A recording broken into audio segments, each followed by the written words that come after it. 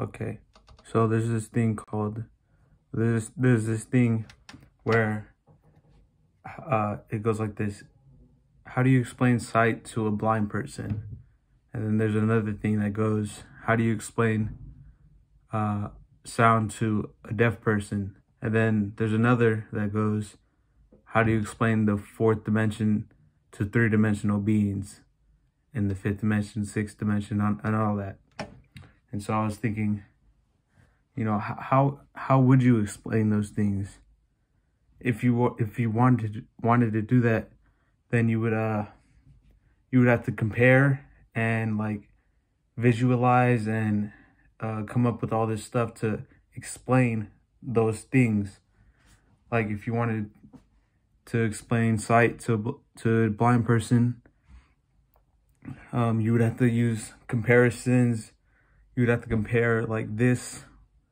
You would have to compare it with their senses, like, because they can use their other senses, and you would have to compare it and tell them that it's similar to this or it's similar to that, and it's something like this. You know, you can't really say what it is because they won't understand it.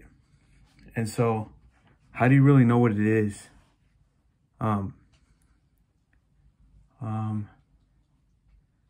Like, think about this. If you had a word and you wanted to understand the definition of that word, you look it up on Google or in a dictionary and you see it. But the weird thing is that that definition has words, and you would have to know every single word of the definition to understand the word that you're looking up. So you're really comparing and like you're explaining the word, but you need these other words to define it. And even when you have those words and you use them to define another word, is that really the definition, or do we really know if that is the definition?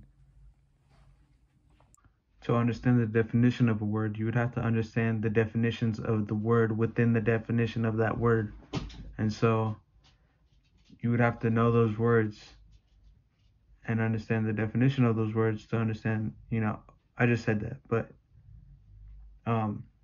you would have to find the source of that word if you wanted to learn that word by dictionary definition or Google. But if you wanted to learn it, like how babies learn to say words and learn words, they just learn by imagery and hearing the word and associating